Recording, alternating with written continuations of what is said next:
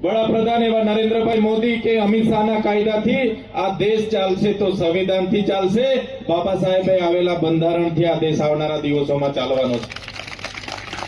સાથીઓ, એટલા માટે મારે કહેવું પડે સંવિધાનની વાત કે આજે સંવિધાનની વાત કોઈ કરતું નથી। આજે આપણે જ્યારે શિક્ષણની વાત કરીએ, શિક્ષણની માંગ કરીએ તો આપણને મસ્જિદ મંદિરની વાતો કરવામાં આવે, આપણે રોજગારીની માંગ કરીએ આપણને હિન્દુ મુસ્લિમની વાત કરવામાં આવે, આપણે આરોગ્યની વાત કરીએ આપણને ભારત પાકિસ્તાનની વાત કરવામાં આવે,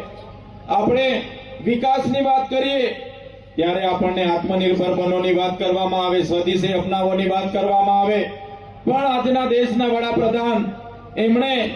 ક્યારે આપણને બતાવ્યું નથી કે એમના શાસનકાળ દરમિયાન, એમના 11 વર્ષના શાસનકાળ દરમિયાન દેશમાં 5400 વિદેશી